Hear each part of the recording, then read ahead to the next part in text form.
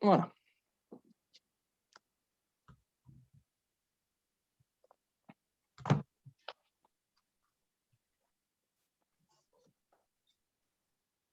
Marielle, on attaque peut-être? On va considérer que pour ceux qui sont arrivés dès le 12h30, autant respecter l'heure, et puis les autres vont se rajouter après, non? On avait dit 1 heure, non? On avait dit non, midi et demi, 1h30. Hein. Ok, oui, 1 heure. Oui, Okay. 1 heure, oui, c'est ça. Oui. Oui, pardon, pas de souci. Tu me dis? Tu veux que je commence? Ouais, vas-y. Voilà. Excusez-moi. Donc du coup, bonjour à tous. Alors, on est quand même une trentaine, on devrait être une trentaine là aujourd'hui à assister en fait à cette conférence qui va être dirigée du coup par Sébastien Boll, qui est donc sur la responsabilité sociétale des entreprises, le RSE. Nous avons pris connaissance en fait de ces interventions, notamment par l'intermédiaire d'Oneris. Sébastien est intervenu auprès des écoles vétérinaires, enfin de l'école de Nantes, avec les 3e années, justement sur cette responsabilité. Et nous avons été très intéressés par le sujet, et nous le sommes toujours, puisque quelques-uns d'entre nous sommes quand même relativement investis.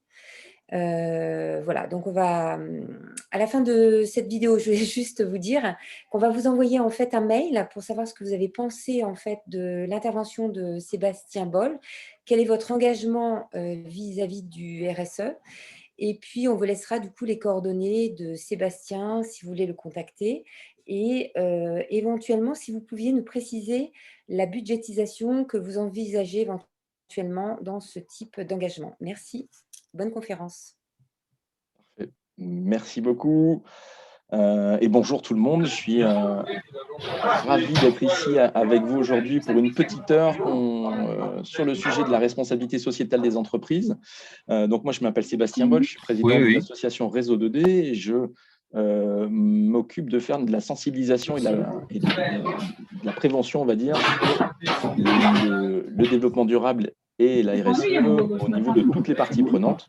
Et j'ai ce plaisir d'interagir avec vous aujourd'hui sur le milieu vétérinaire. Excuse-moi Sébastien. Oui. Est-ce que vous pourriez couper vos sons parce qu'il y a plein de bruit. Effectivement, voilà, il y a une casserole, etc. micros ouverts. C'est très gentil. Merci beaucoup pour les micros. Effectivement, je suis aussi vacataire à Oniris, où je fais des modules sur la qualité de vie au travail et sur la RSE au niveau de la partie agro aussi également. Alors, je vous propose de démarrer. On va partir pour une petite heure ensemble qui va être décomposée en 2 phases. Une partie où on va évoquer ce qu'est la RSE, on va jouer ensemble, et une partie où il y aura des questions-réponses. Quand je suis en présentiel pour pouvoir jouer, je distribue des petits post-it de 3 couleurs, rose, jaune et bleu. Et il faut une petite main pour lever le post-it. Comme on est à distance, c'est un peu compliqué, donc je vais vous proposer tout simplement, quand à un moment vous allez avoir une question et 3 réponses possibles, de taper dans le chat rose, jaune ou bleu, ce qui va me permettre de voir un petit peu votre sensibilité et votre connaissance sur le sujet. Et ensuite, on pourra échanger, interagir, bien évidemment. N'hésitez pas à poser des questions à travers le chat ou à garder vos questions pour la fin de l'intervention. Le but est que ce soit vraiment le plus intéressant et que vous puissiez repartir avec le maximum de connaissances. Vous n'êtes pas trop pressé, quoi, parce que... Enfin, lui, il sera très content parce que ça lui évite de faire les alors, il y a encore un petit micro de connecté. Je vais... J'ai calé. Voilà. Donc, vous dire que vous aurez dans ce petit module de la bonne humeur et de la bienveillance, vous aurez les documents, donc le PowerPoint, vous l'aurez bien évidemment. Alors, désolé, excusez-nous, il y a Marc, est-ce que tu pourrais éteindre ton micro, s'il te plaît? Oh oui, désolé. Il n'y a pas de souci. Merci. Et vous aurez dans ce module de l'ouverture d'esprit, on va être là pour ouvrir les chakras et s'ouvrir à un autre paradigme, un changement de modèle et une vision d'esprit différente. Ce que vous n'aurez pas dans ce module, ce sont des solutions toutes faites, des injonctions dans votre contexte, donc il n'y aura pas de yaka faut que, ça se fait dans un deuxième temps, et vous n'aurez pas le bilan calorique du déjeuner. Et je me propose de démarrer tout de suite par une introduction, histoire de bien démarrer à 12h35, qui est un constat sur la planète en 60 ans. En 60 ans, nous avons perdu 60% de la forêt, des forêts sur la planète. Nous avons perdu 60% des animaux vertébrés, nous avons perdu 60% des insectes et nous avons perdu 90% des stocks de poissons. accessible. Les spécialistes nous confirment que nous sommes bien dans le début d'une 6e extinction de masse. Ça, ce n'est pas pour vous démoraliser, mais c'est juste pour vous donner le pourquoi. Souvent, on se pose la question, pourquoi mettre en place un développement durable? Pourquoi mettre en place une démarche RSE? Il ne faut pas oublier que c'est avant pas du tout pour sauver la planète en soi. La planète, elle a déjà connu des températures très hautes, très basses, des niveaux de mer très hauts, très bas, etc., etc. La planète, elle va survivre. Il n'y a pas besoin de s'occuper d'elle à part entière comme ça. Mais par contre, c'est la vie sur Terre qui est en danger. Et c'est vraiment ça le pourquoi de toute cette thématique. Alors, à ça vient se greffer la jeune génération qui a été idéalisée par Greta Thunberg et qui, en 2019 à l'ONU, nous pousse à la réflexion quand elle demande et les jeunes générations demandent de s'investir dans ce développement durable. Les acteurs principaux lui répondent en échange que oui, mais ça va casser la croissance économique. Et donc là, on se pose vraiment la question de la croissance versus la capacité à conserver une vie correcte sur la planète. Alors après, c'est pas que je suis un grand amateur de Greta Thunberg, mais en fait, elle ne fait que répéter ce que les scientifiques disent depuis plus de 40 ans, voire 50 ans, et avec dernièrement 15 000 scientifiques qui ont alerté sur l'état de la planète en général, et même des dirigeants, des chefs de PME, grandes entreprises, qui demandent au gouvernement, dont le gouvernement français, de s'emparer de l'urgence climatique et de ces sujets-là. Donc, on voit bien qu'on est vraiment dans un vrai changement de modèle culturel, sociétal, et qu'on n'est qu'au début, en fait. Je vais donc vous proposer de partir sur la définition de la responsabilité sociétale des entreprises ou RSO, responsabilité sociétale des organisations, quand on n'est pas une entreprise, quand on est une école, un service public, une ONG, etc., etc. Donc, la RSE, c'est l'intégration volontaire. Pour l'instant, il n'y a pas d'obligation, il n'y a pas de pénalité si on n'en fait pas. C'est une action volontaire des préoccupations sociales et écologiques des entreprises à leur action économique. Donc, on retrouve ici 3 mots-clés, social, économique et écologique, à leur relation avec les parties prenantes que sont les salariés, les actionnaires, les fournisseurs, les sous-traitants, les consommateurs, les collectivités publiques et les ONG. Grosso modo, tout le monde. Une autre définition existe au niveau de l'Europe, un peu plus simple. La RSE, c'est la responsabilité des entreprises vis-à-vis des effets qu'elles exercent sur la société. Au final, la RSE, c'est quoi? La RSE, ce n'est ni plus ni moins que la déclinaison du développement durable, connu depuis plus de 40 ans, au sein du monde de l'entreprise. Et là, on retrouve les 3 mots-clés principaux, le côté société, sociétal, l'économique et l'environnement, et avec des mots intermédiaires qui sont intéressants au niveau encore une fois, du pourquoi. C'est équitable, vivable, viable et durable. Devant ce dessin-là, on a l'ONU qui, au niveau des 197 pays qu'elle représente, propose de travailler sur 17 objectifs de développement durable, qui est une sorte de feuille de route, de jeu de société, de trivial pursuit, si on peut prendre ce schéma du donut, à travers 17 thématiques clés, histoire que tout le monde avance dans la même direction au même moment et avec la même énergie. Une sorte de ne pas réinventer l'eau chaude, en sachant que tous ces sujets peuvent être traités par tout le monde, y compris par vous dans une clinique vétérinaire. Le tout, c'est de pouvoir les identifier, et ça se fait aussi dans un second temps. Je ne vais pas rentrer plus en détail des 17 ODD, on pourrait faire 1 heure dédiée à ça. Le but est d'aller un petit peu plus loin sur comprendre ce qu'est la RSE et aussi comment ouvrir des portes d'action possibles dans votre quotidien. Si on devait résumer maintenant la RSE au global à travers 2 images, c'est est-ce que vous, dans le métier vétérinaire, vous êtes un arbre seul dans un désert, ou est-ce que vous êtes un arbre totalement interconnecté à son écosystème dans une forêt primaire? La réponse est bien évidemment l'image de droite. Vous êtes en relation avec des prestataires, vos salariés, les collectivités, les États et les clients-clientes, les fameux consommateurs, comme on appelle maintenant, en ce début de 21e siècle. Avant tout, la RSE, c'est aussi redonner du sens ensemble, c'est-à-dire qu'on n'oublie pas que l'élément clé de la RSE sont les hommes et les femmes. Très souvent, des entreprises sont aussi intéressées, voire uniquement intéressées de faire une démarche RSE pour gagner plus d'argent.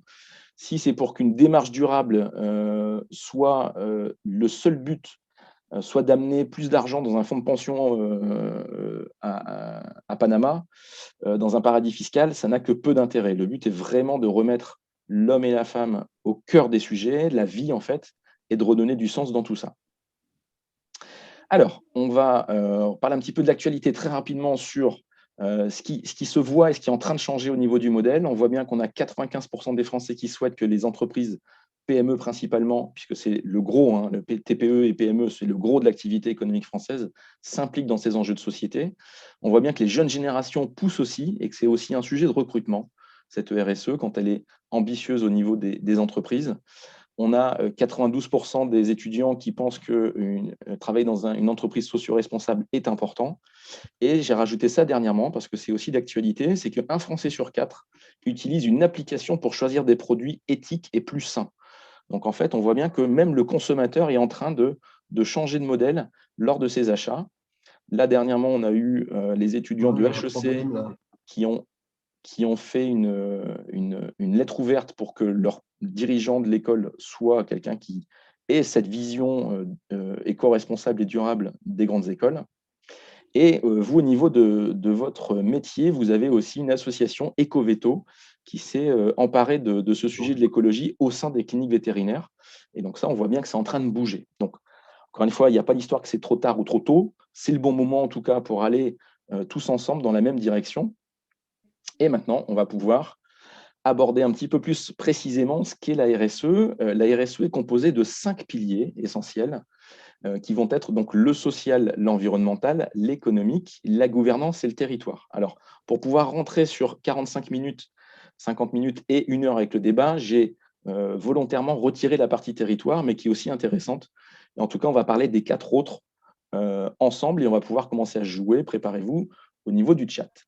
Alors, le pilier économique, ici, je vous ai remis un petit mot parce que la sémantique est importante. On pense souvent que l'économie, c'est le but ultime à atteindre, en sachant que le mot économie veut avant tout dire gestion de la maison. Je vous ai mis aussi une petite phrase de Raymond Barre qui évoque aussi déjà à l'époque les ressources, l'utilisation de la science de l'économie. L'économie est un outil avant tout. Maintenant, quand on parle d'économie, il faut aussi, dans ce sujet de la RSE, avoir l'obligation quasiment de changer de paradigme à travers la phrase suivante, qui vient d'un économiste américain, M. Boulding, et qui nous dit « Celui qui pense qu'une croissance exponentielle infinie est possible dans un monde fini est un fou ou un économiste. » Alors là, pareil, 12h45, je vais tâter de vous faire un cours d'économie à travers le petit dessin suivant. Je pense que la caisse n'a pas été faite. Alors, encore un petit micro coupé, je suis désolé, si vous pouvez le couper, ce sera plus pratique. Donc, on part sur un constat qui est le suivant, c'est que la planète Terre nous a fourni, au cours des 14 milliards d'années d'évolution, gratuitement, des ressources renouvelables et des ressources non renouvelables. Ressources renouvelables, ça va être le bois, par exemple. Des ressources non renouvelables, ça va être la quantité de pétrole, de fer, de cuivre, d'acier, de cobalt, etc., etc. Sapiens sapiens, dans son évolution et son cerveau d'une intelligence certaine, produit des biens de consommation et des services avec ces matières premières, dans lequel il utilise donc le travail humain et une finance qui est K ici. Et avec, on a le PIB qui est juste le ratio du travail versus l'argent et le flux financier. Quand on a dit ça, on se pose la question, si demain on gloutonne entièrement les ressources à notre gauche, quelle va être la capacité à pouvoir fournir dans un futur des services et des produits? Donc l'ONU nous pose le dessin suivant, qui est de dire on va aller certainement dans un mur, à vouloir toujours tout gloutonner, d'être en super prédation à travers ces ressources renouvelables et non renouvelables. Encore une fois, la quantité de pétrole et d'autres matières est totalement limitée. Et si on puise trop rapidement dans les quantités renouvelables, on va aussi les épuiser. Donc, on file tel qu'on est dans un mur. Il propose aussi l'idée de dire qu'il n'y a pas de plan B. L'exoplanète la plus proche est à 11 milliards d'années. On a encore un petit peu de marge avant d'y arriver.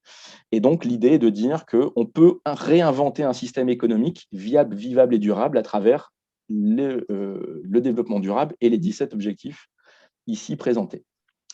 Quelques mots commencent à apparaître dans la presse au niveau de cette façon de voir autrement l'économie, qui est de dire qu'il va demain falloir parler de frugalité, de sobriété, et moi j'aime bien ce terme, c'est de faire mieux avec moins.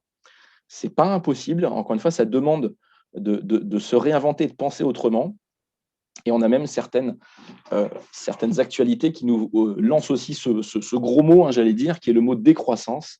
Encore une fois, on se rend bien compte que la décroissance telle qu'on l'imagine, on pourrait l'avoir demain, c'est même quasiment sûr si on part sur certaines courbes, mais le tout est de savoir est-ce qu'elle va être subie ou est-ce qu'elle va être contrôlée, cette décroissance. Et donc, par rapport à divers sujets économiques, on va pouvoir parler tout de suite du plus 13%. Plus 13%, c'est quoi? Plus 13%, c'est le bilan, le rendement d'une RSE structurée dans une entreprise, quelle que soit la taille. Ce n'est pas moi qui le dis, c'est France Stratégie, qui est la division de prospection économique du ministère de l'économie de Bercy. Dans ce rapport, ils ont étudié 8000 entreprises, 4000 entreprises qui, comme vous, font de la RSE sans le savoir, et 4000 entreprises qui font de la RSE de façon structurée, colonne vertébrale. Petite taille, grande taille, tout secteur confondu, toute géographie confondue. Et au bout de 2 ans, ils ont regardé les excédents bruts d'exploitation. Et la moyenne, quand on a une structure RSE volontaire engagée et impliquée, eh bien, c'est plus 13% d'excédent brut d'exploitation. Donc, au final, on pourrait se dire, la RSE, il y a un budget peut-être de départ à mettre sur la table pour pouvoir co-construire ensemble une solution. Mais au final, il y a un rendement financier et ça, c'est plutôt une bonne chose. Après, je vous ai juste mis pour indication que même la Banque de France inclut des critères RSE dans sa cotation et dans sa notation des entreprises, comme quoi le monde économique a bien pris conscience de tout ça aussi. Alors, on va commencer avec les quiz et la première question qui est la suivante. À votre avis, quelle est la durée moyenne de conservation d'une action sur le marché? Une action, c'est j'achète une action et je revends une action. Est-ce que ce temps moyen en 2018, mais il n'a pas beaucoup évolué dernièrement, est-ce qu'il est de 22 secondes? Est-ce qu'il est de 1h07? Ou est-ce qu'il est de 2 jours, 9h45 secondes? Donc là, voilà, dans le chat, vous me mettez vos réponses. N'hésitez pas. Alors, je sais que vous êtes en train de manger en même temps, mais vous mettez J, B ou R, ça suffira. Merci beaucoup en tout cas. Merci Paul. Merci Marc. Donc, on a pas mal de jaunes, on a quelques bleus, mais effectivement, il faut bien savoir, c'est que sur le marché financier actuellement, le temps de conservation moyen d'une action est de 22 secondes. Alors, l'idée n'est pas de dire bien, pas bien. Il faut surtout savoir pourquoi on en est là. C'est qu'actuellement, sur le marché financier, on fonctionne en mode hyper trading, c'est-à-dire que ce ne sont quasiment plus des êtres humains qui décident d'acheter ou vendre, ce sont des algorithmes à travers des data centers. Tout ce qu'on peut dire ici, c'est que bien évidemment, vous vous rendez compte que 22 secondes, ce n'est absolument pas une temporalité correcte pour la vision d'une entreprise. Quand je suis chef d'entreprise et que je m'engage à investir dans le temps pour avoir un rendement et je garantis des dividendes à des actionnaires, 22 secondes n'est pas une échelle de temps correcte. Et donc ça, c'est aussi important de prendre conscience de ce qu'on appelle la temporalité. Il faut absolument désapprendre ce qu'on a appris, comme dirait Maître Yoda, sur ce temps d'entreprise et ce temps nécessaire à faire bien les choses en termes de RSE. La question suivante, les 100 plus grandes entreprises privées détiennent plus de capital que 15 États, 75 États ou 197 États. C'est-à-dire que si je prends les capitaux financiers de Apple, Google, Tesla, enfin tout ce que vous voulez, les grandes entreprises, etc., etc., est-ce qu'ils ont plus de capitaux que 197 pays, qui est quasiment la totalité des pays sur la planète, 75 États ou 15 États? Donc, on a un peu de bleu, on a un peu de rose. Alors, effectivement, félicitations pour les roses. Donc ça, c'est une nouveauté aussi depuis 2002, c'est que les 100 plus grandes entreprises privées détiennent plus de capitaux que les États. Qu'est-ce que ça veut dire? Ça veut dire que les entreprises ont un véritable poids sur la transformation du monde, au niveau économique, mais au niveau sociétal également. Et que si on prend une échelle autre, c'est que ces grandes entreprises vendent à des clients finaux et que ces clients peuvent aussi interagir via leurs achats sur le changement de modèle demain. Comme dirait Coluche, il suffirait que ça ne s'achète pas pour que ça ne se vende pas. Donc, on est aussi sur la prise de conscience que les consommateurs sont aussi importants là-dedans. Voilà pour le pilier économique. Je bascule tout de suite sur le pilier de la gouvernance, qui, je répète ici aussi au niveau de la sémantique, veut dire piloter un char ou un navire. C'est donc une façon de se diriger et de gouverner, en fait, avec deux systèmes qui s'opposent au niveau du monde du travail actuellement ou d'autres structures, qui est le matriciel versus le pyramidal. Très souvent, et je pense que aussi bien au niveau de vos structures qu'au niveau du syndicat, mais on fonctionne actuellement à grande proportion sur un système pyramidal. Le codex, le codir, le PDG, le dirigeant, les actionnaires, le chef d'administration, le RH, etc. etc. Ça fonctionne très bien en soi, sauf que pour ce sujet de la RSE, pour ce sujet du développement durable qui nécessite une transversalité absolue et de ne plus fonctionner en silo, mais de fonctionner en réseau, c'est bien le système matriciel qui est le plus efficace. Donc ça aussi implique un changement de posture intellectuelle de dire je vais devoir faire venir autour de la table des gens que je n'invitais pas avant dans mes décisions, dans la gouvernance de ma structure. Donc ça, c'est aussi un point important. La gouvernance, il y a aussi une gouvernance d'idées. Je vous ai mis ici un exemple. Alors après, bien, pas bien, le but n'est pas de débattre sur ce qu'a été la Convention citoyenne, mais en tout cas, ça a été une ouverture en termes de gouvernance d'idées et de s'intéresser à des avis de personnes qu'on n'interrogeait pas au départ. Tout ça nous amène aussi, en termes d'interagir avec les autres, de parler du dialogue social. Je vais le faire en 2 mots, mais effectivement, le dialogue social, c'est la capacité à pouvoir interagir et négocier entre les salariés et les directions. Et il y a une corrélation entre la qualité du dialogue et la qualité économique de l'entreprise. Je vais juste vous donner un graphique qui nous vient de l'OIT, l'Organisation internationale du travail, qui, pendant 1 an, ont interrogé les dirigeants de tous les pays en disant quelle est la qualité de dialogue social dans votre entreprise. Ils ont noté ça sur le côté vertical de 0 à 10. Et en pourcentage, l'OIT a mis le pourcentage de syndicalisation des salariés en France. Eh bien, nous, on est ici. Donc, encore une fois, ce n'est pas dire bien, pas bien, c'est juste dire qu'on a des marges de progrès énormes en termes d'investir et d'impliquer les salariés dans la co-construction d'une démarche et d'une structure. On a pu voir aussi dernièrement que avec la Covid, les entreprises où il y avait une grande écoute, une grande confiance et une interaction de qualité entre tous les membres, les co-citoyens de l'entreprise, il y avait eu des performances financières qui étaient derrière. Alors, on va basculer sur le pilier social. Je sais que c'est un petit peu rapide, hein. Si jamais je parle trop vite, vous n'hésitez pas à me le dire, mais encore une fois, le but est de pouvoir vous laisser le temps d'interagir à la fin. Le pilier social, on va évoquer la qualité de vie au travail. On pourra en faire 1 heure quasiment dédiée à ça, mais je vais tenter de vous le résumer en quelques mots. Que le mot travail, il est vraiment très connoté dans notre civilisation occidentale, puisqu'il ne faut pas oublier que le mot travail est dérivé du latin tripalium, qui était un instrument de torture. Que l'atelier en grec veut dire prison, et que carrière est un endroit où on taille des pierres. Tout ça pour vous dire que vous imaginez un petit peu la symbolique d'une phrase quand une maman dit à son fils « Regarde papa, il part travailler dans l'atelier ». Ça peut sembler stratosphérique comme réflexion, mais en tout cas, vous dire vraiment que ce mot travail, hein, on dit bien quand une future maman rentre en salle d'accouchement, on dit elle a démarré le travail, pour vous dire un petit peu ce qu'il y a derrière en fait. C'est qu'on met vraiment derrière ce mot travail, on met le mot souffrance, et et ça, c'est juste plus possible. Au XXIe siècle, il faut absolument changer la donne. Tout ça, ça amène à quoi? Ça amène à des dérives du monde du travail, qui est que l'absentéisme en France coûte à la société, c'est-à-dire services publics, services privés, sécurité sociale, CARSAT, etc., 107 milliards d'euros. À un titre de grandeur, quand Bercy arrive à trouver une loi qui va trouver 10 milliards, c'est champagne pendant une semaine au niveau du gouvernement. Là, vous avez une capacité d'économie financière de 107 milliards sur un an, rien qu'avec le sujet de l'absentéisme. Ensuite, vous avez un sujet qui est le présentéisme. Alors, comme vous aurez le PowerPoint, vous pourrez regarder cette petite vidéo. Le présentéisme, c'est le fait d'être présent et de faire croire qu'on travaille, ou de venir quand on est malade.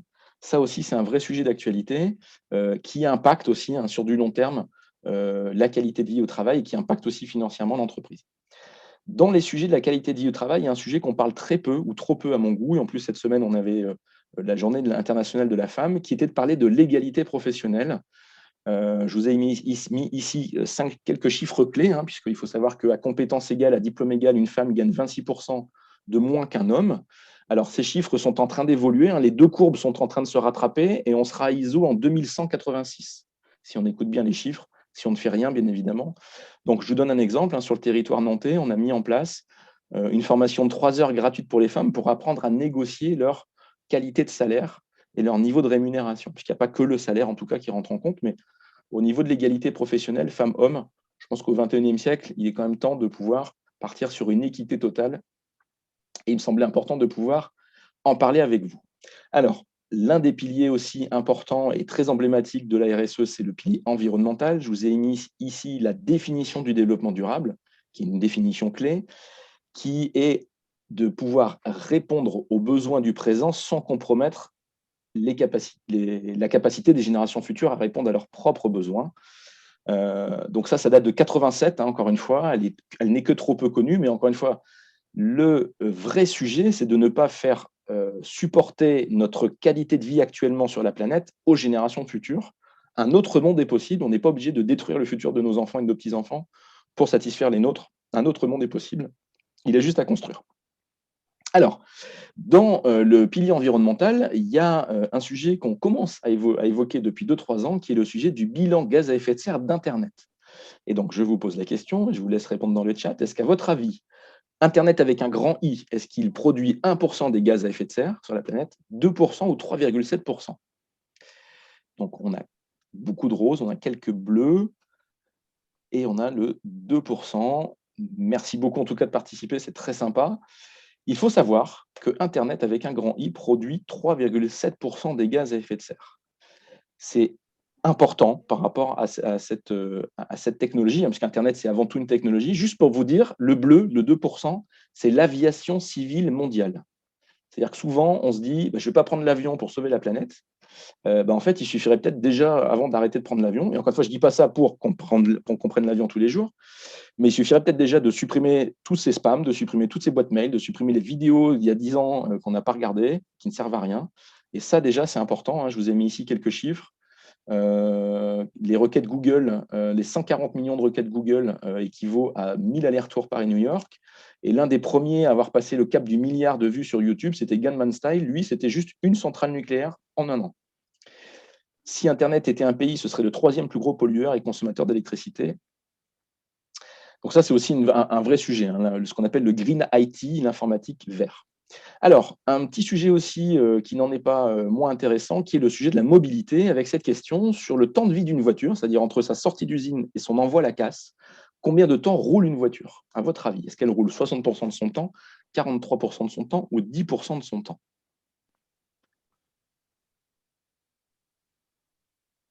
Donc, on est beaucoup sur du rose, et effectivement, félicitations pour les roses. Une voiture, entre sa création et sa destruction, roule 10% de son temps, 90% elle est à l'arrêt, et 80% de ces 10%, il n'y a qu'une seule personne au volant. Donc, dans le milieu de la gestion écologique de l'automobile, on a souvent cette image d'avoir inventé un objet de 2 tonnes pour soulever 70 kilos au volant. Ça reste toujours très interrogatif. Encore une fois, le meilleur trajet est celui qu'on ne fait pas. Un petit quiz sur les déchets. Est-ce qu'à votre avis, le volume de déchets par an, par habitant, alors, attendez, j'ai une petite remarque sur... Alors, tout à fait, encore une fois, il est difficile d'être à 2 au volant, c'est sûr. Mais est-ce que le sujet du covoiturage peut être aussi évoqué? Donc, dans les déchets, est-ce qu'à votre avis, par an, par habitant, on produit en France 445 kg de déchets, 568 kg de déchets ou 998 kg de déchets? Alors, j'ai du rose, du bleu. Je vous laisse encore 3 secondes pour répondre. Et bien là, ce coup-ci, on est, alors, hop, je rebascule, on est sur 568 kg par an, par habitant. Ce qui veut dire qu'une famille moyenne française, 2 adultes, 2 enfants, produit 2 tonnes de déchets par an. Et là, ça aussi, c'est un vrai sujet. On va parler après du plastique, par exemple. Mais on est vraiment sur un gaspillage des matières, des ressources, puisque encore trop peu de ces déchets sont revalorisés. Et une phrase clé existe là-dedans, qui est le meilleur déchet, c'est celui qu'on ne produit pas. Donc ça aussi, on pourra évoquer un petit peu plus tard un sujet ou une commission ou un groupe qui s'appellerait le zéro déchet. Il y a énormément de matière là-dessus et d'exemples en tout cas qui est fait, mais dans votre structure, dans vos cliniques, vous pouvez évoquer avec vos collaborateurs, collaboratrices ces sujets-là. Alors, quand on parle de déchets, bien évidemment, on va parler de plastique avec la question suivante. À votre avis, quelle est la quantité de plastique rejetée en mer dans le monde chaque seconde? Donc, à chaque battement de cœur ou chaque claquement de doigts, est-ce qu'on met 1 kg de plastique dans l'océan, 220 kg de plastique ou aucun parce qu'on fait attention? Donc, on n'a pas beaucoup de rose, et tant mieux. On a du jaune, du bleu. Bon. Eh bien, merci pour votre participation. Il faut savoir qu'aujourd'hui, chaque seconde dans le monde, on déverse dans l'océan 220 kg de plastique. Donc ça, c'est aussi un des enjeux majeurs de nos générations futures, mais de la génération actuelle aussi, puisque ce plastique vient impacter la biodiversité marine, terrien, aérien et sous-marin, bien évidemment. et qu'on retrouve ces plastiques à travers des continents de plastique. On pense souvent le 6e continent de plastique, mais il y en a plusieurs. Le plus gros est celui du Pacifique Nord. Il fait 6 fois la taille de la France, 3,43 millions de kilomètres carrés. Et actuellement, on ne sait pas quoi en faire, bien évidemment, puisqu'on ne sait pas le retraiter. Et il navigue, en fait. Il y a un très, très grand reportage qui a été fait, une grande analyse qui a été faite dernièrement. Et je vais vous poser, enfin, ce n'est pas une question, mais je vais aussi vous indiquer, bien évidemment, que ce plastique se retrouve dans la chaîne alimentaire. Et qui retrouve-t-on en haut de la chaîne alimentaire? Eh bien, Sapiens Sapiens, qui ingère, selon la WWF, environ 20 grammes de plastique par mois, ce qui fait 250 grammes de plastique qui se retrouvent dans les matières graisseuses et les tissus adipeux au niveau du corps humain. Donc, véritable sujet de société aussi. Alors, la biodiversité, on en parlait en introduction, bien évidemment. Je mets ici l'emblématique dodo, qui a disparu, mais qui fait vraiment comprendre qu'on est sur des disparitions d'espèces de façon indéterminée. Nous avons divers enjeux. Je ne vous ai pas mis tous les animaux en voie d'extinction, mais on a des enjeux majeurs avec les rhinocéros, par exemple. On se souvient, il y a 3 ans, du braconnage du rhinocéros au parc de Thoiry. Vous avez les éléphants qui, selon l'ONU, si on ne fait rien, l'extinction des éléphants sauvages est prévue pour 2039. La consommation et la surpêche industrielle aujourd'hui, grâce aux satellites, fait qu'en 2048, il semblerait que nous n'ayons plus de poissons naturels, ce ne serait plus que des poissons d'élevage. Je vous ai mis ici une petite photo qui date de 2019 où le requin-tigre, qui est une espèce protégée, est en promotion à 9,99 € dans la grande distribution.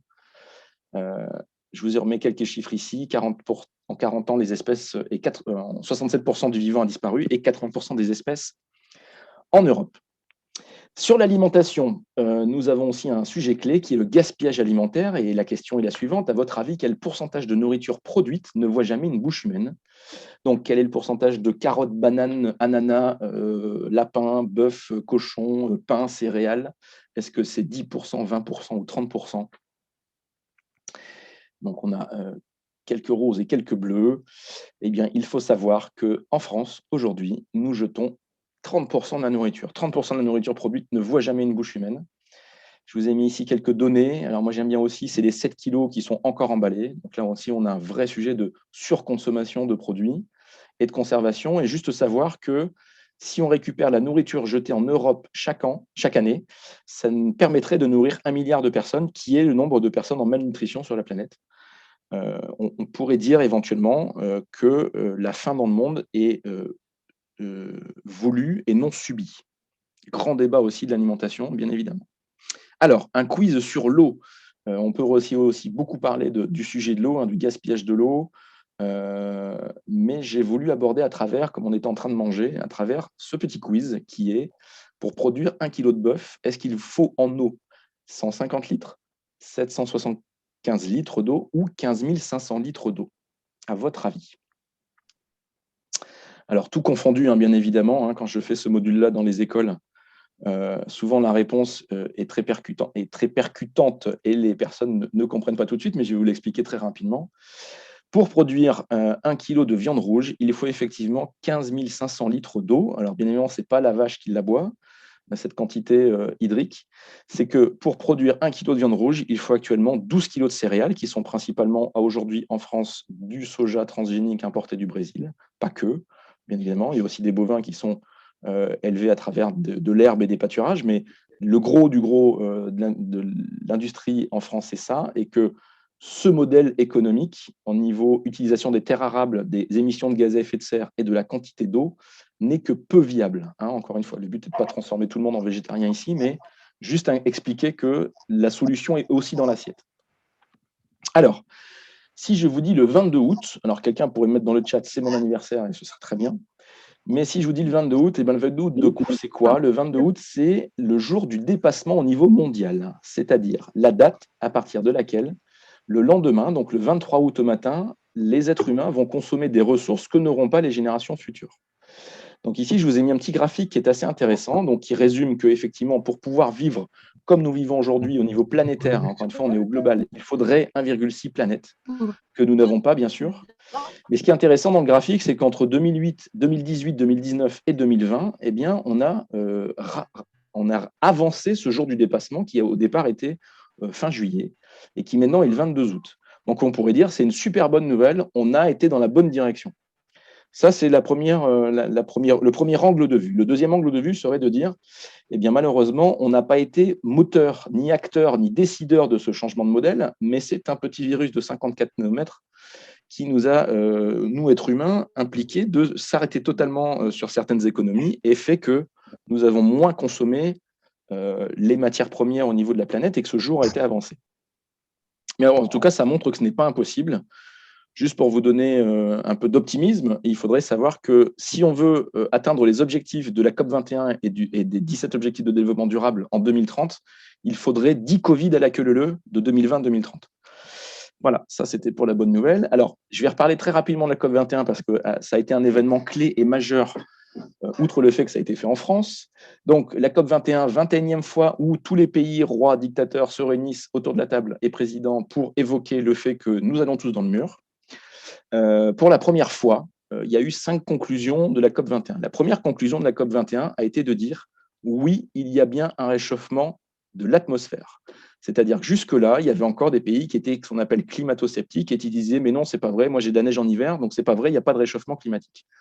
Depuis la COP21, tout le monde est unanime, tous les scientifiques ont enfin gagné ce stade-là de prise de conscience, c'est que oui, il y a bien un réchauffement climatique. La deuxième conclusion de la COP21, c'est que oui, c'est bien l'homme, c'est une action anthropique, ce n'est pas les volcans, ce ne sont pas des vents solaires, ce ne sont pas des extraterrestres qui viennent réchauffer l'atmosphère, c'est bien l'action de l'homme à travers les gaz à effet de serre, méthane, protoxyde d'azote et le dioxyde de carbone, qui fait que nous augmentons la température de notre planète bleue. Encore une fois, quand on dit l'homme, il faut savoir que 10% de la population produit 49% des gaz à effet de serre. Ça, c'était aussi pour indiquer qu'il y avait aussi une difficulté de répartition au niveau des gaz à effet de serre. Ensuite, vous dire que la quatrième conclusion de la COP21 était de dire que, la troisième conclusion de la COP21, excusez-moi, était de dire que si aujourd'hui, le 9 mars, on arrête tous les gaz à effet de serre, nous ne verrons pas tout de suite l'effet, puisque les gaz à effet de serre ont une action long terme dans l'atmosphère. Et ici, je vous ai mis un petit graphique qui correspond à 12 000 ans de prise de température via des carottes qui ont été récoltées au niveau des pôles. Donc là, vous avez 12 000 ans de température sur la planète Terre. Vous avez une période glaciaire, une période un peu plus réchauffée, une période un peu plus glaciaire. Et vous avez ici, alors je ne sais pas si, avec ma petite souris, vous allez pouvoir le voir. Ici, vous avez 200 ans. Le pic rouge ici, ça correspond à 200 ans. Donc l'idée de dire, c'est que même si on arrête aujourd'hui, le refroidissement va prendre très long, va être très très long. Mais ce n'est pas pour autant qu'il ne faut rien faire. La quatrième conclusion de la COP21 était de dire qu'il nous reste 10 ans pour agir, pour vraiment corriger le tir et ne pas dépasser les fameux plus 2 degrés. Hein, souvenez-vous, la COP21, c'était on ne doit pas atteindre plus 1,5 pour être sûr de ne pas atteindre les plus 2. Les plus 2 degrés, encore une fois, correspondent à l'effondrement de notre système de production de nourriture et d'énergie actuelle. Hein. À plus de degrés, on sera incapable de produire la nourriture dans un même volume, et on sera incapable de produire de l'énergie dans un même volume. C'est ça que ça veut dire. Et donc, la cinquième conclusion, qui pour moi est la plus importante de la COP21, a été de dire, les 197 pays, rois, présidents, dictateurs autour de la table ont dit, la solution, ce ne sera pas nous, parce que nous fonctionnons à court terme, nous fonctionnons avec des élections, etc., etc. La solution sera dans les acteurs non étatiques, c'est-à-dire vous, moi, les citoyens, citoyennes de la planète, en fait. Et ça, c'est pour moi la petite goutte d'eau du colibri. On arrive tout doucement à la fin. Je vous ai mis ici une petite phrase clé qui nous vient du biologiste René Dubos, qui est de dire que dans tout ça, dans ce sujet, il faut avant tout penser global, mais agir local. Et qu'il faut oser parler de biodiversité, de déchets, de gaspillage, d'eau, d'énergie, de recyclage et d'autres sujets que vous allez pouvoir accaparer dans votre quotidien. Je vous ai mis ici, mais on ne va pas le détailler plus que ça ici maintenant, mais je vous ai mis ici, si jamais vous deviez vous ou convaincre quelqu'un d'autre sur pourquoi faire de la RSE en tant qu'entreprise, ce serait la gestion des risques, le changement de monde, le fait de penser décarboner, la concurrence, la marque employeur, fidéliser les clients, les collaborateurs, etc., etc. On est vraiment sur un vrai sujet. Et encore une fois, le PowerPoint vous sera remis juste après. Alors, je vais terminer par 2 conclusions. La première conclusion qui m'a été suggérée par les travaux de Idriss Aberkan, qui est de travailler sur le mot révolution. Idriss Aberkan a travaillé sur ce qu'est une révolution industrielle, philosophique, sociétale, technologique. Toute révolution passe par 3 étapes. Quand on vous propose une idée révolutionnaire, la première réaction, c'est que vous trouvez cette idée totalement ridicule. La deuxième réaction, quand on vous propose quelque chose de révolutionnaire, c'est de dire que c'est dangereux. Et la troisième réaction, c'est de dire que cette idée est évidente. Ridicule, dangereux, évident. On passe toujours par 3 étapes. Quelques exemples clés. La Terre est ronde. La Terre tourne autour du Soleil. 3 personnes clés dans l'histoire de l'homme ont présenté ça sur la table. La première réaction, quand Ératosthène, Galilée ou Copernic ont présenté ça, c'était de dire que c'est totalement ridicule puisque la Terre est plate. C'est totalement dangereux puisque ça remet en cause tous les textes. Il semblerait évident en 2021 que la Terre soit ronde et qu'elle tourne autour du Soleil. Je vous donne quand même l'anecdote que 10% des Français pensent qu'il n'est pas impossible que la Terre soit plate. Ça, c'était juin 2019. Autre sujet qui a été abordé de façon ridicule, dangereux, évident, Monsieur Darwin qui évoque le fait que l'homme peut ou pourrait descendre du singe. Il semblerait que l'ADN ait bien confirmé tout ça, mais à l'époque, c'était totalement ridicule et dangereux de penser ça. Un monsieur Louis Pasteur, il arrive, il n'est même pas médecin, et il aborde le sujet avec les personnes du corps médical en disant il semblerait que quand on opère au bout des doigts, il y a quelque chose et qu'il faudrait se les laver. J'ai appelé ça des microbes. Au départ, on lui a dit écoute, t'es bien gentil, mais c'est totalement ridicule. Puis c'est dangereux parce que ça remet en cause tout derrière. Aujourd'hui, ça semblerait évident. Le droit de vote des femmes, compliqué encore de dire que ça a pu être ridicule à un moment et dangereux, mais évident. Aujourd'hui, il faut savoir que c'était juste hier, en 1944, le droit de vote des femmes. Les animaux sont des êtres sensibles, c'est ridicule de penser ça, c'est dangereux. Est-ce que demain, ce sera évident? Je vous ai mis ici quelques dates clés au niveau de l'évolution de ce sujet, de la conscience de l'animal, et vous le voyez, vous, tous les jours. Et maintenant, c'est à vous aussi de vous poser les bonnes questions et de déterminer quel sujet pourrait être révolutionnaire, en sachant que si on vous présente un sujet et que vous dites déjà d'entrée que c'est ridicule, vous êtes déjà sur la bonne piste en tout cas.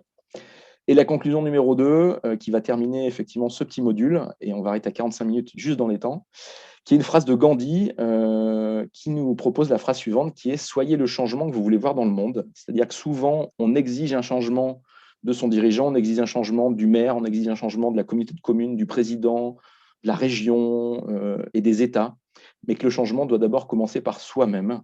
Et ça, c'est aussi un message philosophique et intéressant que je voulais vous pousser en conclusion.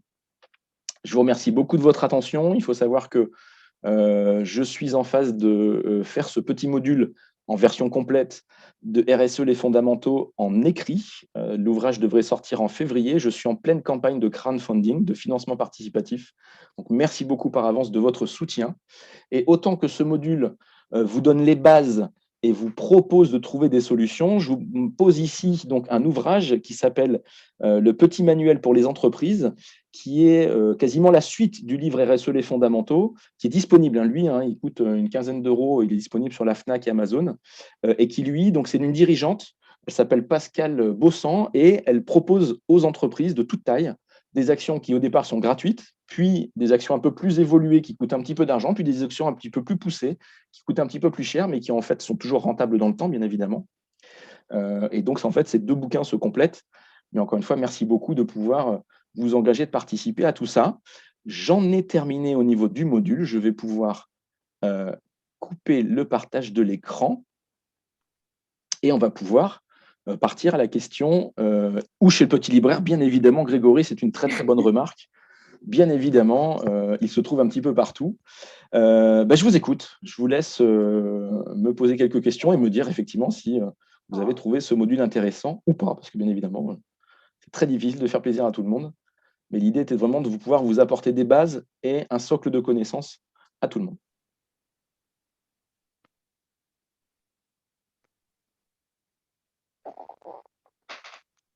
N'hésitez pas.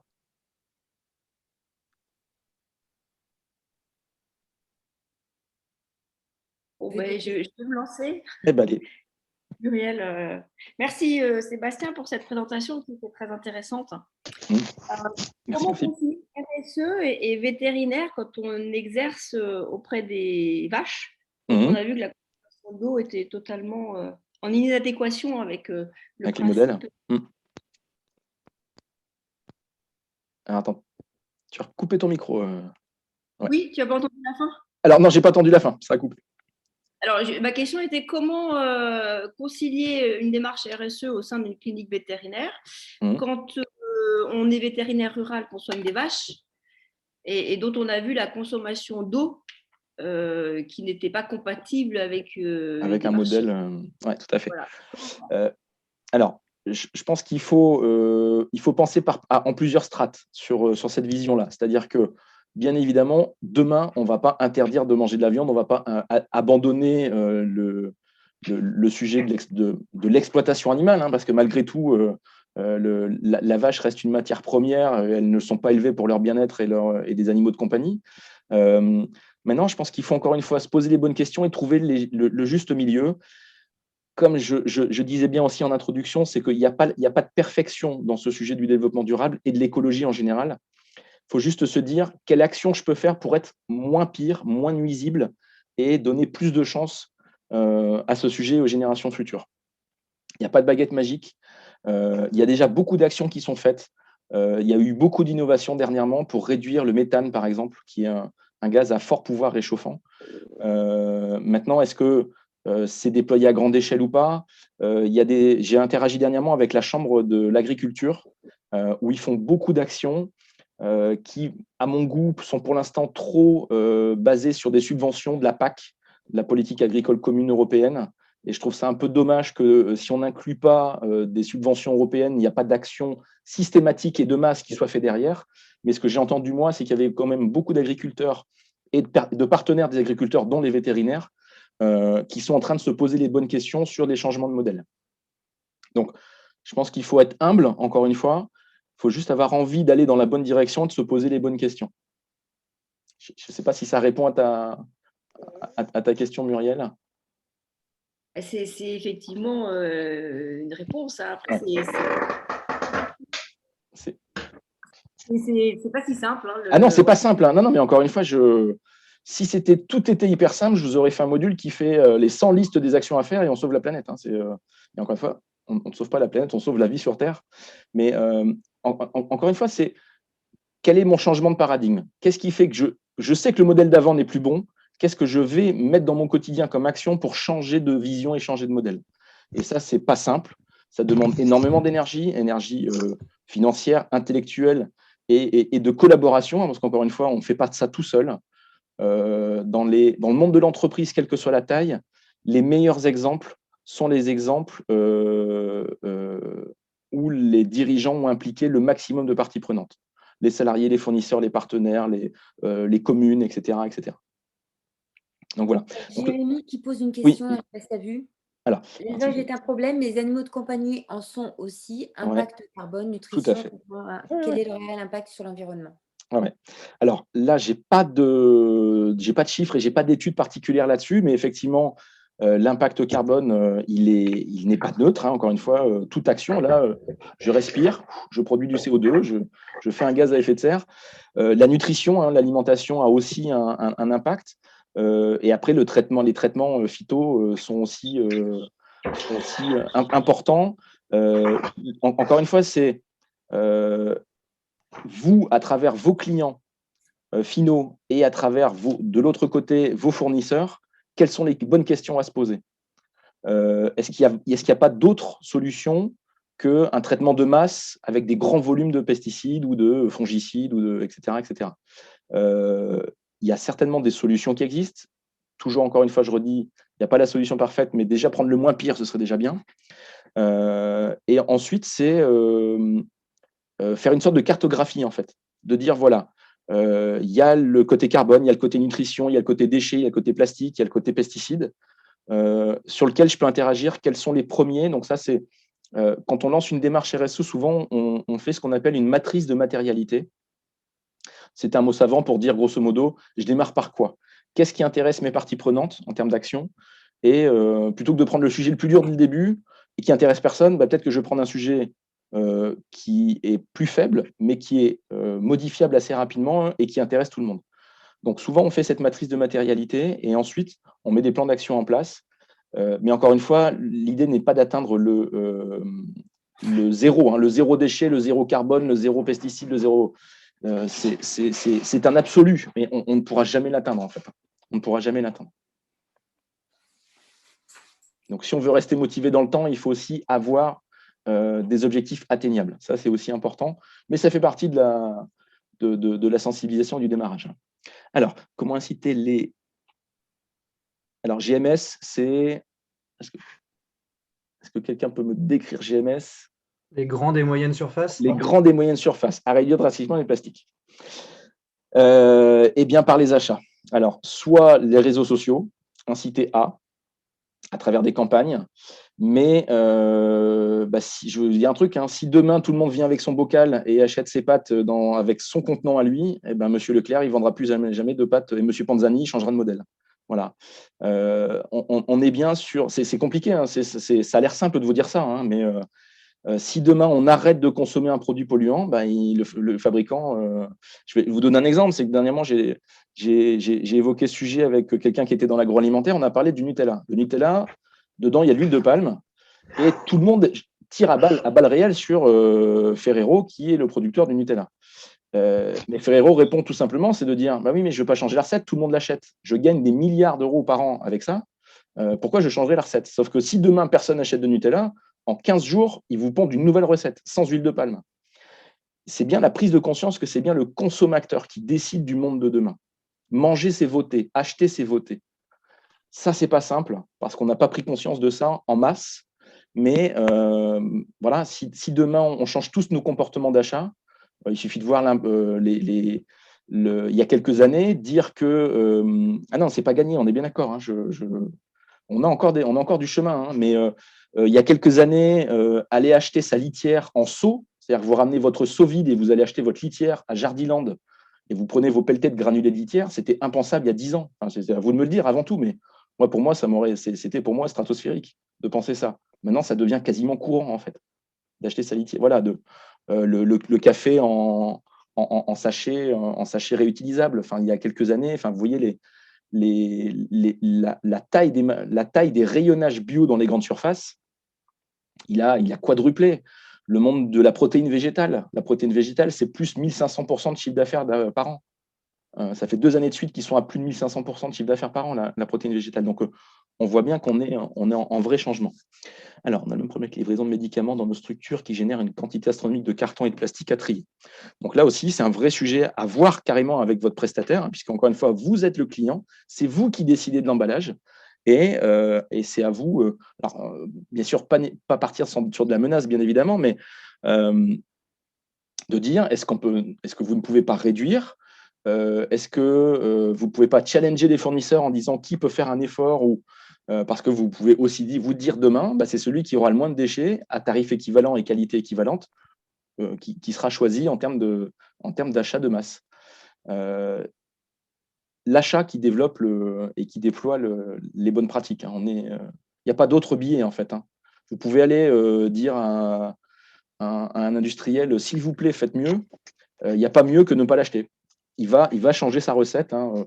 Faut regarder un spot de télévision en ce moment à la télévision. Hein. Une pub sur 2, c'est du green. Hein. Il n'y a plus de produits chimiques, il n'y a plus de résidus, il n'y a plus de plastique, etc. etc. Donc, c'est en train de s'accélérer et c'est à chacun de pouvoir aller de l'avant là-dedans. Mais encore une fois, ce n'est pas simple. Hein. Encore une fois, je suis là. Je ne viens pas ici pour vous dire on va claquer des doigts, dans 15 jours, on a solutionné tous les problèmes. Hein. Alors voilà, après, c'est effectivement, hein, c'est quel message je peux passer à travers le fait d'acheter de l'éco-responsable et est-ce que c'est à portée financière, hein. C'est sûr que si demain, un fournisseur dans le monde vétérinaire vous dit moi, j'ai pas de carton, j'ai pas de machin, mais c'est 65% plus cher, ça va être très, très compliqué aussi, quoi.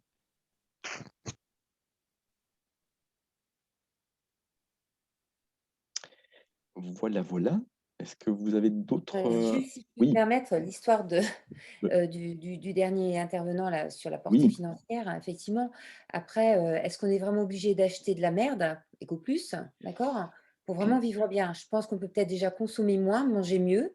Ça ne va pas forcément coûter Tout plus à fait. cher. Ouais, ouais, Souvent, les gens qui achètent EcoPlus, ce n'est pas forcément ceux qu'on croit. Et si c'est effectivement des familles qui n'ont pas trop les moyens, finalement, quand vous discutez avec elles, elles peuvent être raisonnables. Ou raisonner, je ne sais pas comment on peut dire.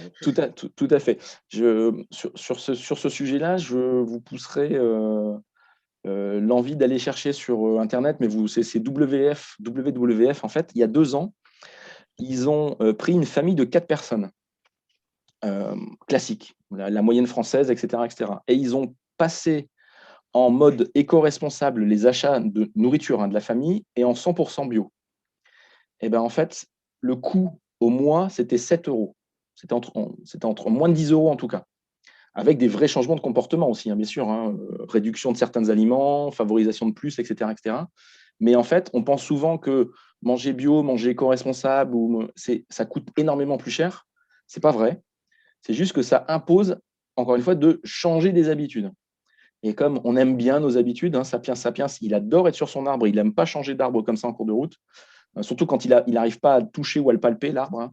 Mais on voit bien que souvent, le sujet économique est un faux sujet.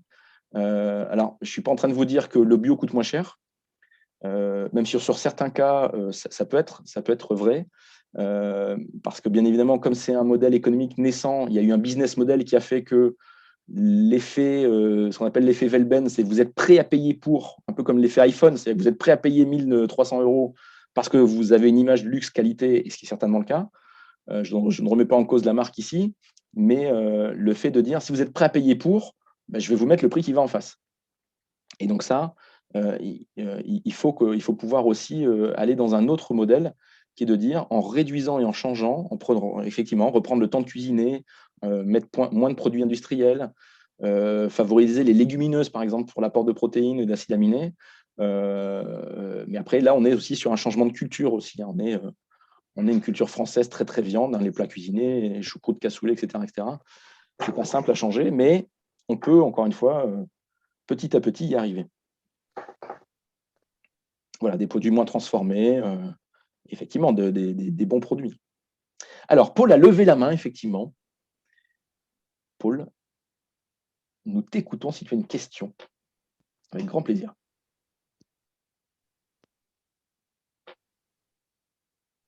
Je ne sais pas si Paul avait déjà peut-être posé sa question.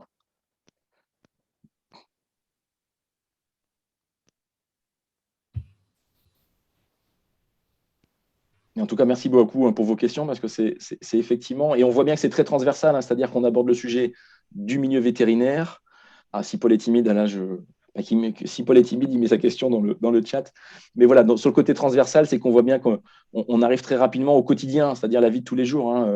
Encore une fois, le sujet de l'alimentation, c'est 3 fois par jour. Donc, c'est un vrai sujet quand on dit la solution est dans l'assiette. Mais voilà, encore une fois, j'ai eu l'occasion dernièrement d'être dans un colloque international et j'avais sorti à l'époque c'est de dire que ça, c'est ma carte de vote. Voilà. Moi, je vote avec ça tous les jours, en fait. Ce sont mes achats qui font que je suis acteur et consommateur. Eh bien, écoutez, on arrive en tout cas à 13h30. J'avais une petite question. Oui, Christophe. Juste une remarque sur les GMS. Je fais de temps en temps les courses. Et récemment, j'ai été surpris de voir que la lessive en éco-recharge était 3 fois plus chère que la même lessive en bidon de 5 litres. Oui. Donc, j'invite les gens à faire attention aussi au comportement de mode et que les GMS sont très fortes pour se faire de l'argent là où les gens achètent. Oui. Donc, regardez les prix au litre et ça, c'est valable pour tout. Moi, j'ai une question. Quand on achète des emballages, etc., ça se voit. Il me semblait que l'empreinte carbone était une donnée qui était obligatoire à définir pour les entreprises. Où est-ce qu'on peut avoir cette donnée-là quand on fait un choix d'un fournisseur, quand on achète une voiture, quand on achète des ordinateurs, quand on achète plein de choses? Alors, l'obligation carbone depuis 2 ans, elle est de faire aux entreprises, c'est un bilan carbone de l'entreprise. Ce n'est pas un bilan carbone du produit vendu. Mis à part le monde de l'automobile avec des règles bien particulières. Ça, c'est un premier point. Et la deuxième partie de ta question, c'est qui est le roi du bilan carbone? C'est l'ADEME, adem.fr. Qui, eux, vont pouvoir vous dire la consommation de tel produit, tel usage, tel service, c'est autant de CO2 par usage, par kilomètre, par kilo, par tonne. C'est vraiment eux la référence. Voilà. Donc, et encore un E, ADEME. Ok, merci. Voilà. J'espère avoir répondu à ta question en tout cas. Alors, l'efficacité des gargouilles. Alors, juste me détailler éventuellement les gargouilles, parce que je... Ah ben, c'était peut-être la réponse à Marc, ok. Eh bien, super. Bon. Ben, écoutez, de toute façon, vous aurez mes coordonnées après, donc n'hésitez pas à revenir vers moi si vous avez des questions post ce temps d'échange. Encore une fois, un grand merci pour votre attention, pour vos questions. Je vous souhaite une très bonne suite, une très bonne continuation. Portez-vous bien. Et éventuellement, si quelqu'un veut faire le petit mot de conclusion. Ouais, merci Sébastien. Je répète à tout le monde qu'on va vous renvoyer du coup un mail. Si vous pouviez effectivement nous répondre, ce serait sympathique, en essayant aussi de réfléchir à la budgétisation que vous seriez prêt à mettre en fait dans l'entreprise, au niveau du RSE, de votre impact, on va dire, environnement et société. Voilà. Je ne me suis pas présentée, je suis désolée, je suis présidente en fait du syndicat régional Pays de Loire. Voilà, je ne l'ai pas fait au début, donc je le fais à la fin. Et en tout cas, merci infiniment Sébastien et à très je vous en prie. bientôt.